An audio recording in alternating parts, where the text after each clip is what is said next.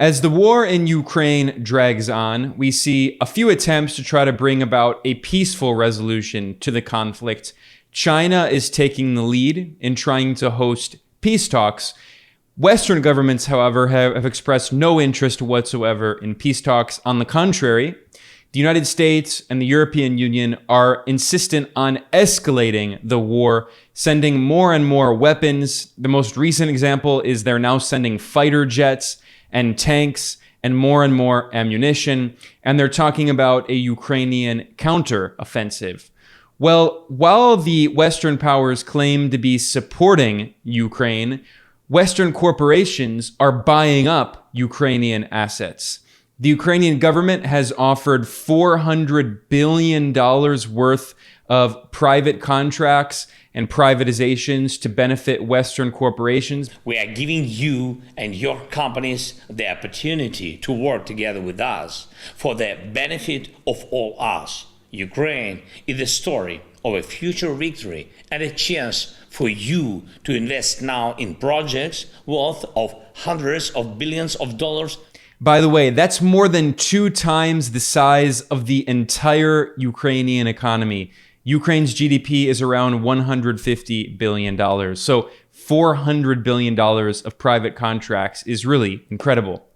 And the latest example of this is a report that U.S. oil and gas corporations have their eyes on Ukraine's energy industry, and Ukrainian officials are offering them very favorable contracts. And meanwhile, while this is happening, Ukraine's Western-backed leader, Volodymyr Zelensky, is basically acting as a kind of used car salesman trying to sell his country to Western corporations. In fact, this January, he released a video message for a U.S. Chamber of Commerce organization, a corporate lobby group, in which Zelensky thanked mega corporations like BlackRock and banks like JP Morgan and Goldman Sachs. He also thanked Elon Musk's corporation, Starlink, for all buying up Ukrainian assets.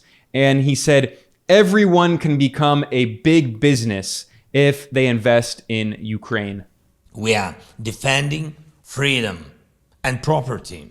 It is already clear that this will be the largest economic project of our time in Europe. It is obvious that American business can become the locomotive that will once again push forward global economic growth. We have already managed to attract attention and have cooperation with such giants of the international financial and investment world as BlackRock, JP Morgan, and Goldman Sachs. Such American brands as Starlink or Westinghouse have already become part of our Ukrainian way. Your brilliant defense systems, such as HIMARS or Bradleys, are already uniting our history of freedom with your enterprises. We are waiting for Patriots. We are looking closely at Abrams. Thousands of such examples are possible, and everyone can become a big business by working with Ukraine in all sectors, from weapons and defense to construction, from communication to agriculture, from transport to IT, from banks to medicine. And I believe that freedom must always win. And I invite you to work with us right now.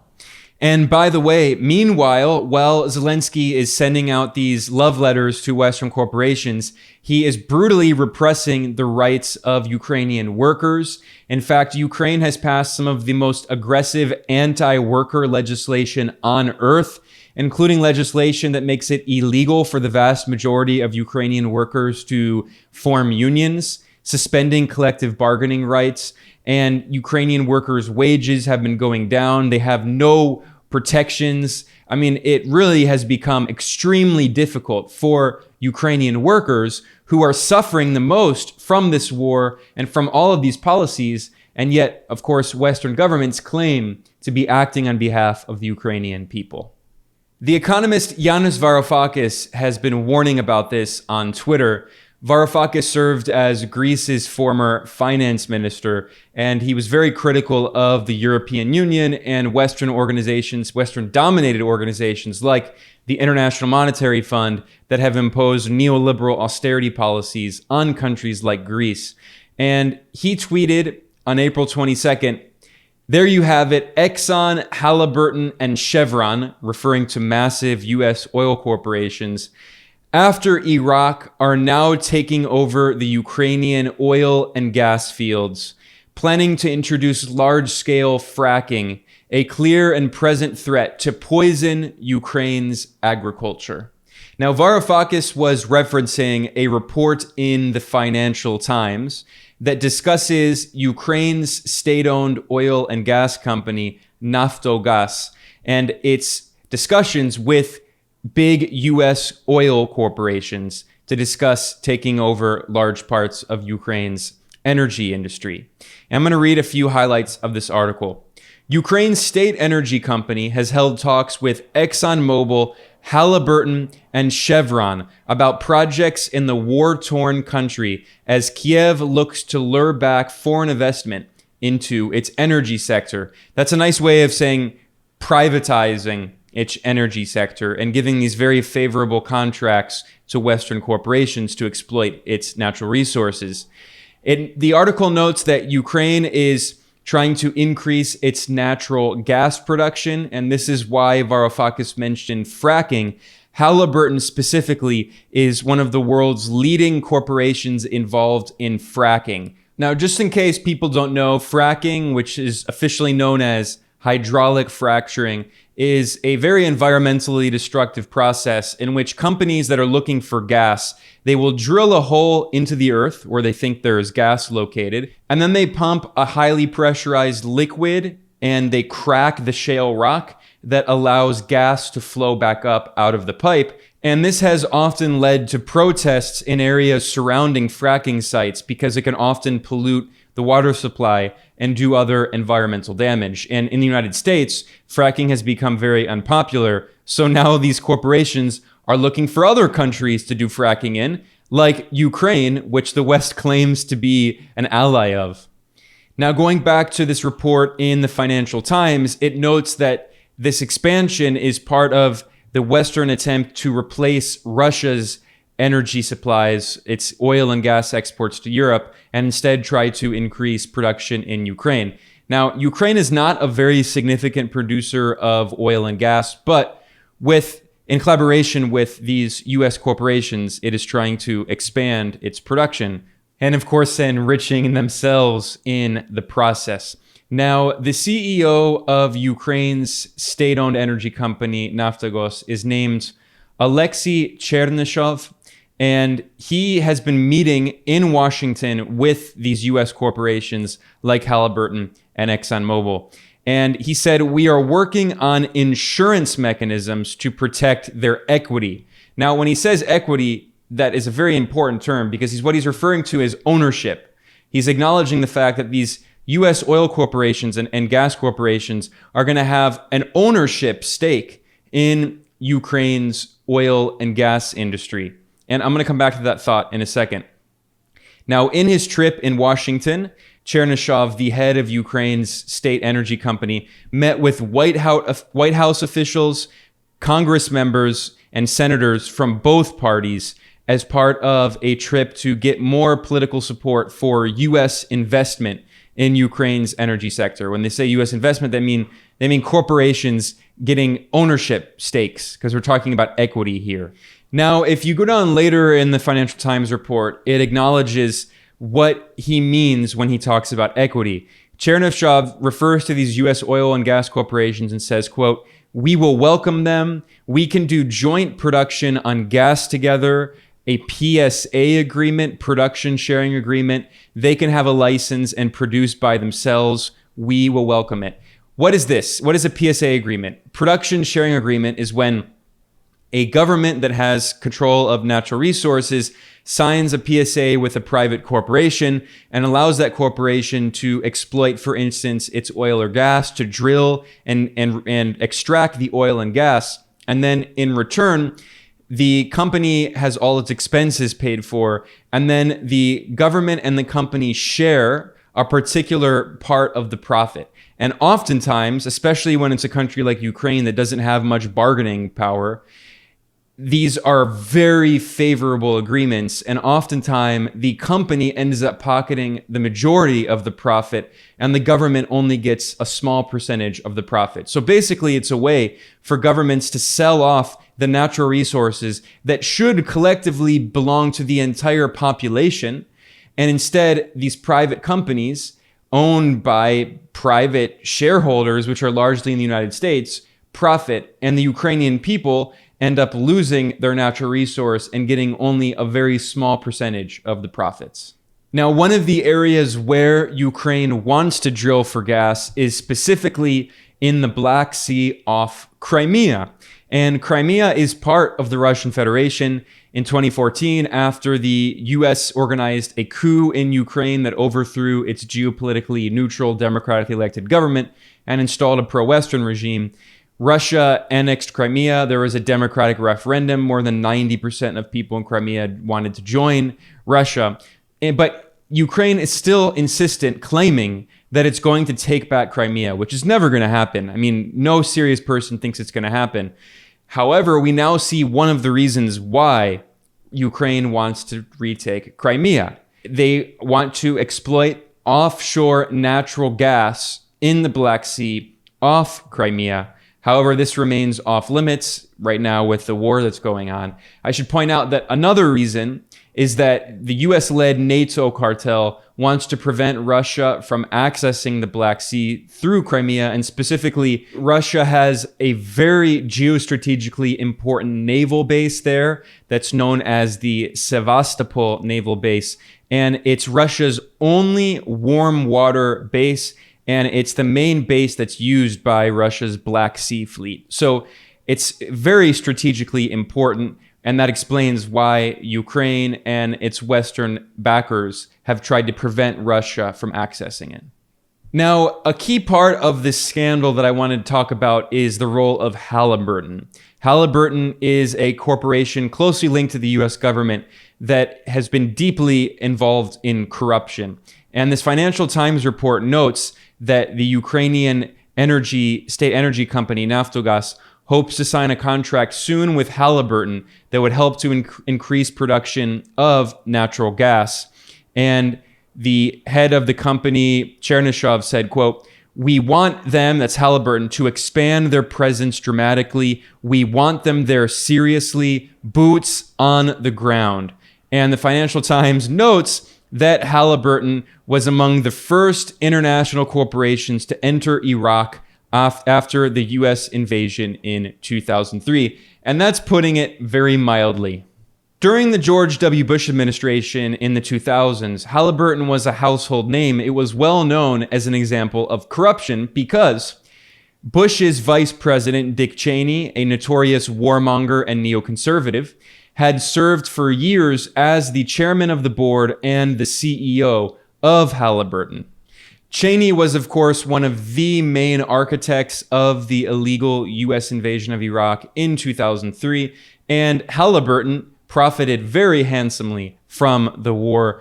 In 2003, NPR published a report titled "Examining Halliburton's Sweetheart Deal in Iraq." And let's not forget, this is the same year that the US invasion of Iraq began, immediately after the invasion.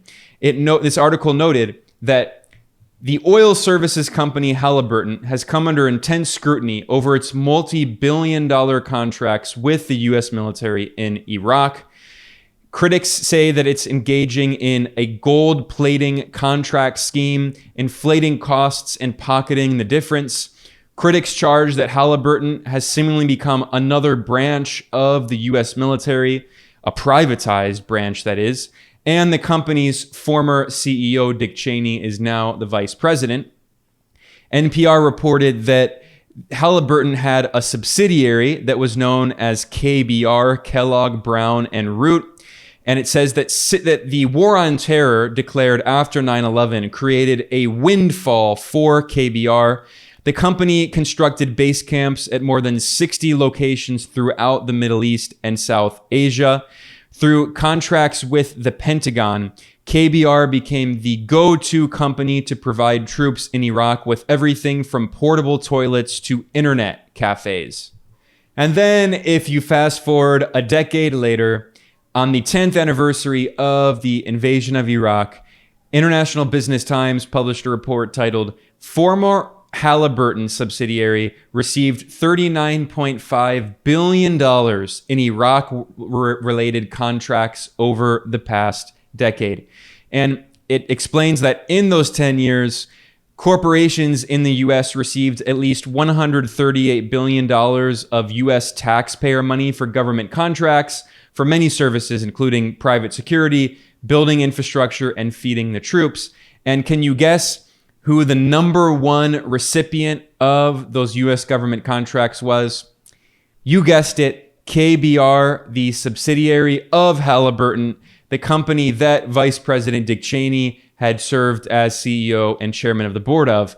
Halliburton received nearly $40 billion over the decade. Rather, Halliburton's subsidiary, KBR, received nearly $40 billion in Iraq-related contracts over that decade, and many of the deals were given without any bidding from competing firms. So it's straight up corruption, including a $568 million contract in 2010 to provide housing, meals, water, and bathroom services to soldiers, a deal that led the U.S. Justice Department to have a lawsuit over alleged kickbacks. So this is the kind of blatant corruption that we saw Halliburton carry out, oversee, at least its subsidiary oversee in Iraq. And now we see Ukraine is working closely with Halliburton for contracts to expand gas production in Ukraine.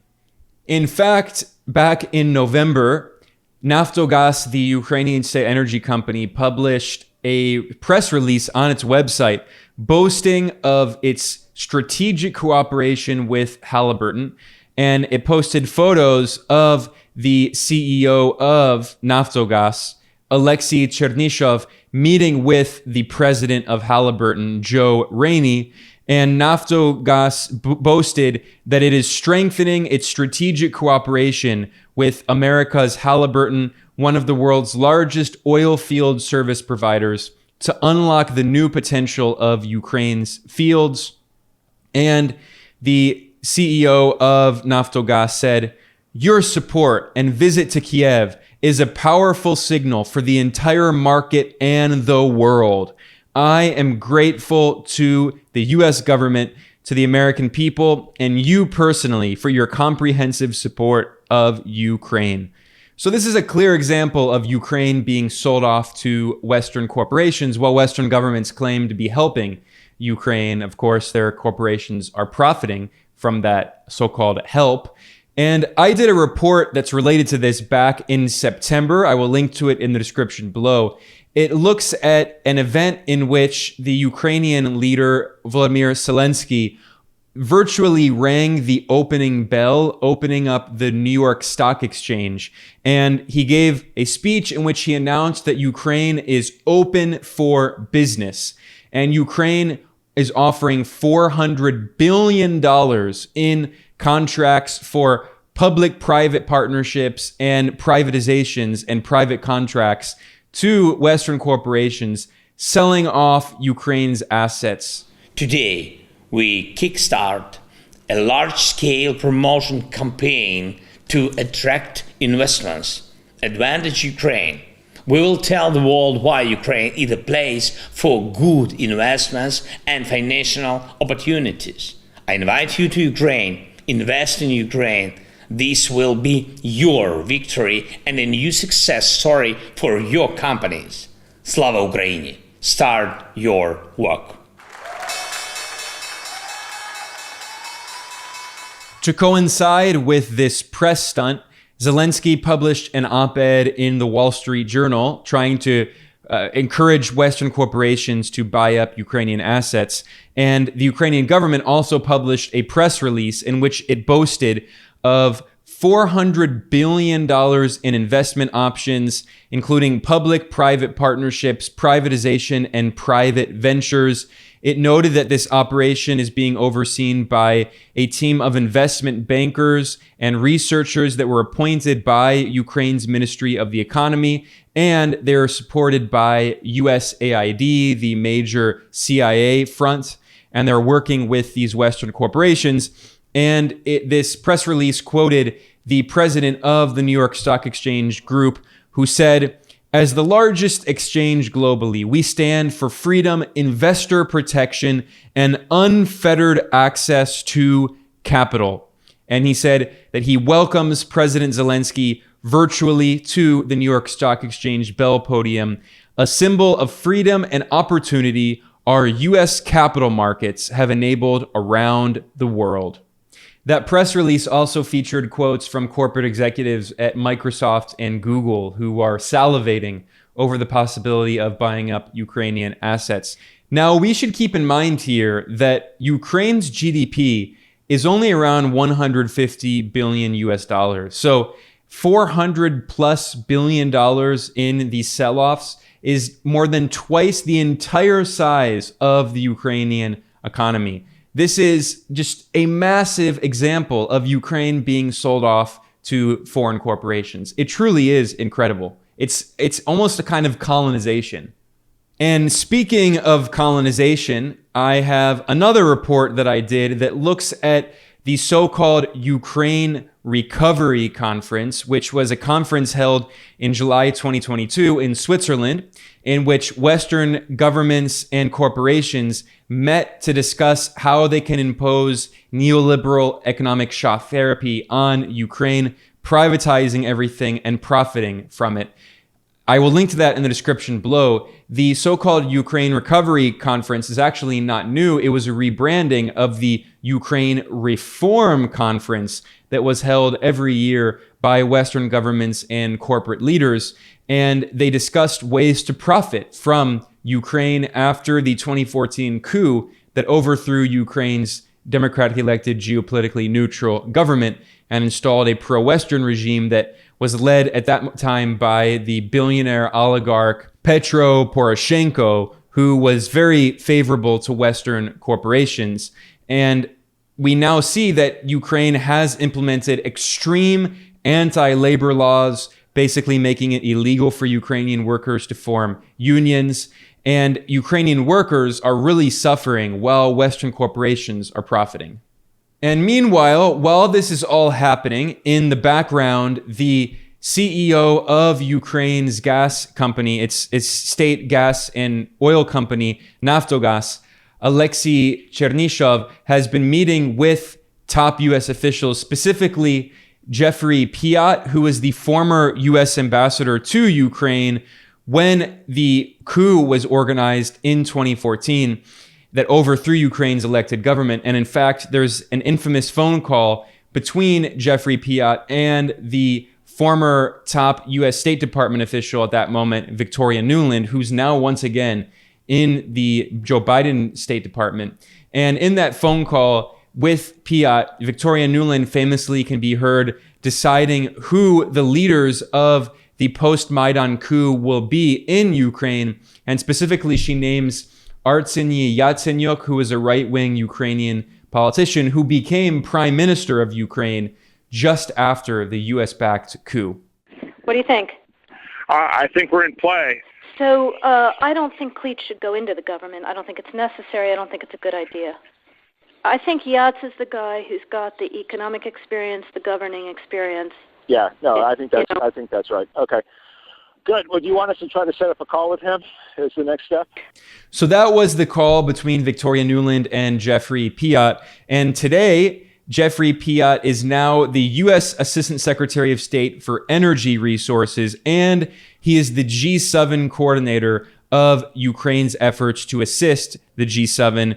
You can see a photo on the Naftogaz website of this press release of Piat with the CEO of this Ukrainian state-owned energy company. And the website boasted that Naftogaz is working to attract American companies their technologies, expertise, and investments to increase production in Ukraine.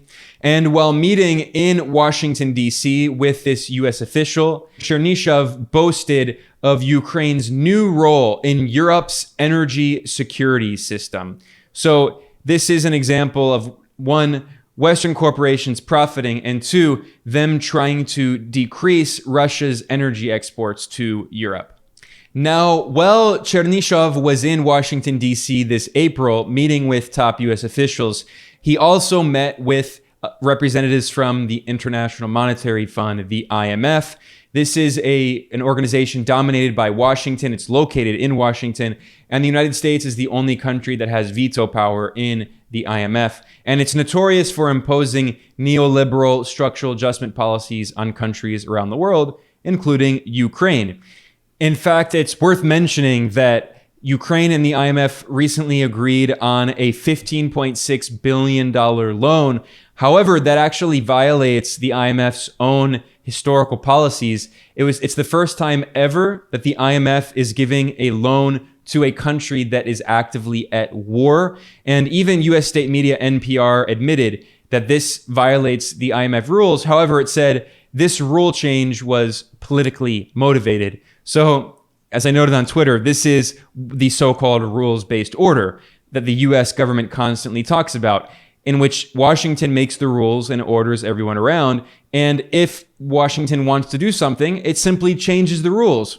And this is a clear example of this. So as part of this IMF program for Ukraine, the Ukrainian state energy company Naftogaz met with the IMF in Washington, and Chernyshov boasted of successful and consistent cooperation with the IMF, claiming it's crucial for Ukraine's resilience.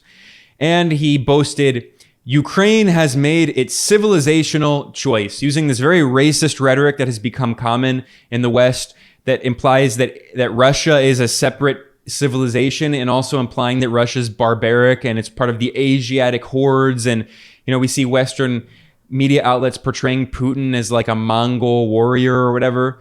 So again, this rhetoric has become so commonplace.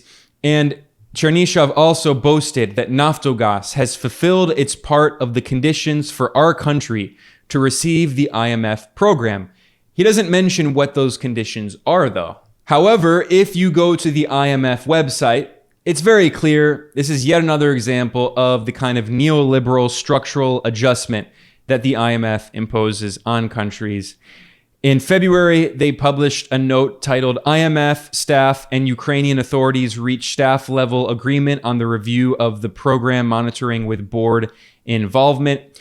And it talks about discussions over medium-term macroeconomic framework, fiscal policy, the financing mix, and financial sector policies. So once again, there are a lot of strings attached. Ukraine has to impose neoliberal economic policies, and those include increasing taxes on Ukrainian workers, so austerity, simultaneously cutting social support and increasing taxation, creating fiscal space for war-related repairs, and they also specifically say reform initiatives to enhance productivity and competitiveness of the private sector. So once again, that means neoliberal economic reform, specifically privatizations, contracts for Western corporations. When they say enhance competitiveness of the private sector, that's what they always mean.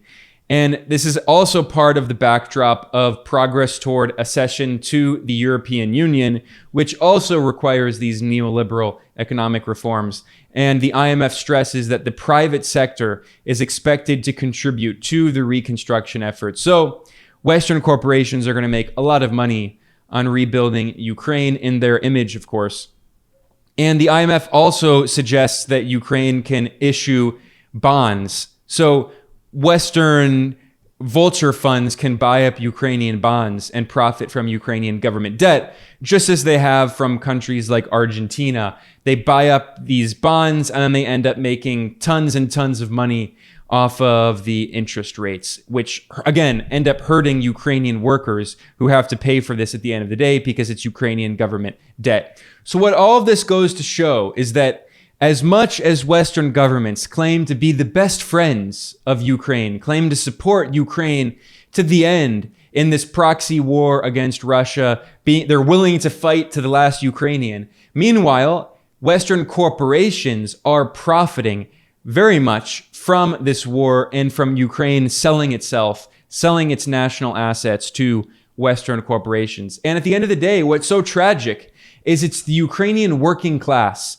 that is suffering the most. Not only Ukrainians who are being pushed into the meat grinder of war, they're being conscripted to go fight in this war as cannon fodder for NATO to surround Russia and weaken Russia and try to bring about regime change in the Kremlin.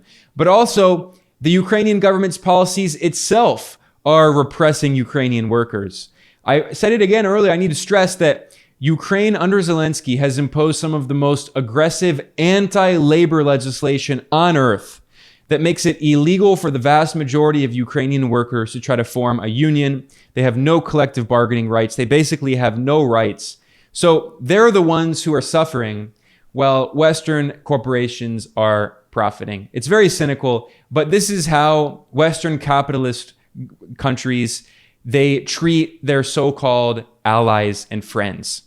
As Henry Kissinger, the infamous US imperial strategist, said, to be an enemy of the United States is dangerous, but to be a friend of the United States is fatal.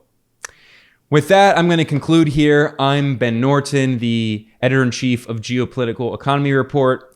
If you want to support the work that we do here, please consider going to geopoliticaleconomy.com/support. And there are several ways to donate. Or you can go to patreon.com/geopoliticaleconomy and become a patron. We rely entirely on small donations from our listeners and viewers. We have no institutional support, no big donors.